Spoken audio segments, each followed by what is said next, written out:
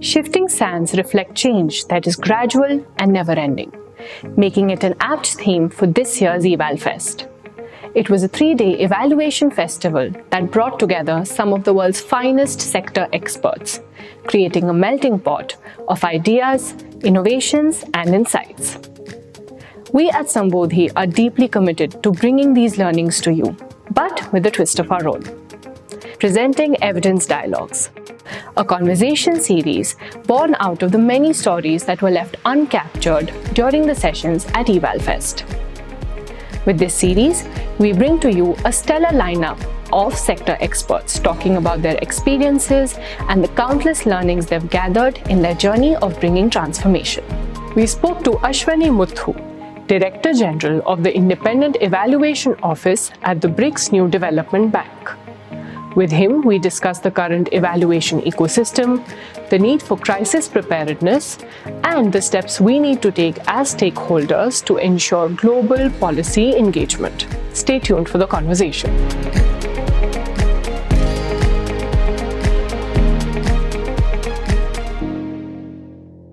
Thank you so much for joining us, Ashwani. My first question surrounds the work that NDB does. We know the expanse of the impact that NDB's work has had, but impact also boils down to the individual lives that we're working towards so that they get improved, right? I want to understand how, if there are any stories that you could share with us of direct impact on individuals, especially when it comes to the work that NDB does in resource recovery and resilience. Oh, thank you very much for having me and for the question. So, the type of projects that NDB funds, they do ultimately have an impact on communities, on individuals' lives. They, of course, contribute to promoting economic development, but also through that process, they also help individuals improve their lives. And let me give you an example. NDB funded a major renewable energy project in the northeast of Brazil, where basically we constructed windmills for generation of renewables. And in that process, of course, there was greater generation of electricity, but at the same time, it also contributed to job creation. In the local community, among the local communities, job creation during the construction, but some jobs were also retained for maintenance and operations after the construction was completed. That is one example, but let me give you another example. Recently, we did an evaluation in China, in Henan province, where NDB constructed the first metro line in Luoyang city. It was a very beautiful city where actually Buddhism first landed in China, in Henan province and in Luoyang city. And this project of constructing the metro has transformed the lives of people in terms of mobility, in terms of safety, but it has also created business opportunities in the stations and around the metro stations. So while we do fund large infrastructure projects, they are oriented towards strengthening and improving livelihoods of individuals. Right. And in that context, I'm sure that there must have been a lot of specific COVID-driven initiatives as well. How did NDB approach those? Yeah, so we just completed an evaluation of NDB's COVID-19 response loans. So let me just give a quick background to what this was about. So NDB provided $9 billion in COVID response, supporting respective countries, and I'll speak about those in their own initiatives and their own efforts.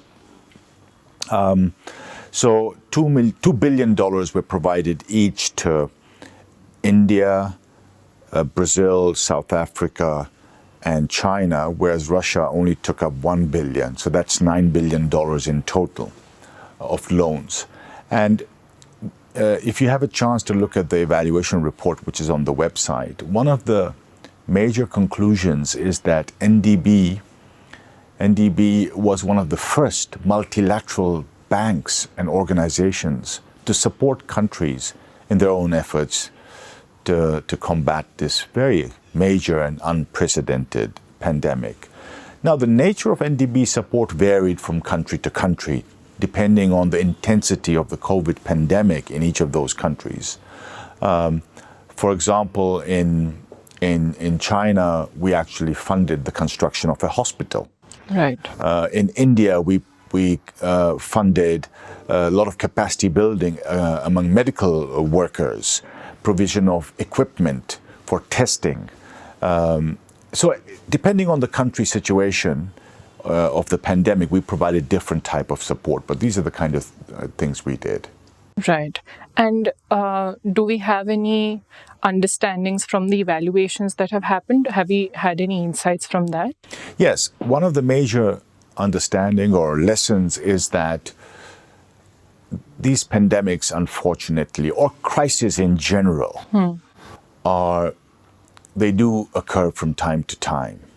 And governments, international organizations like NDB and others need to be better prepared.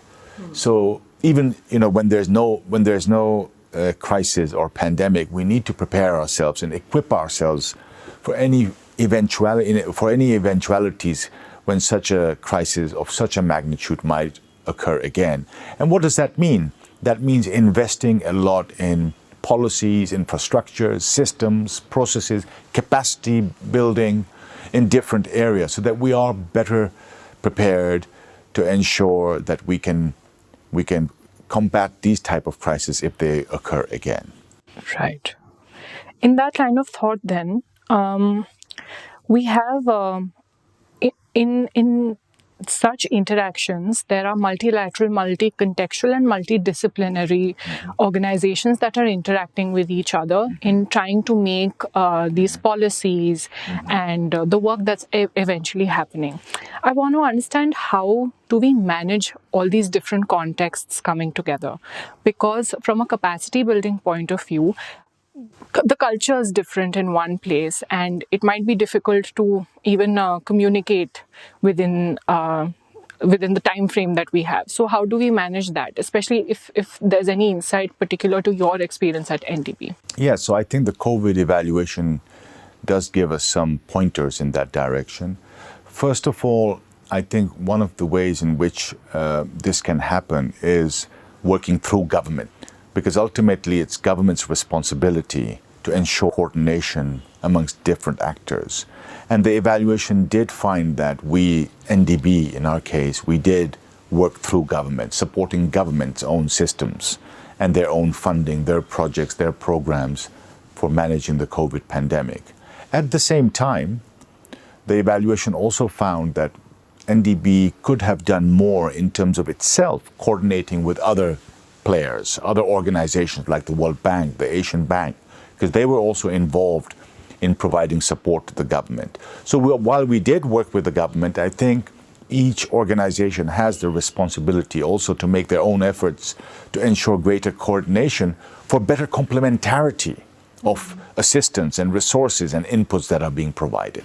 That's great. Thank you so much. Thank you so much for your time. It was lovely speaking to you.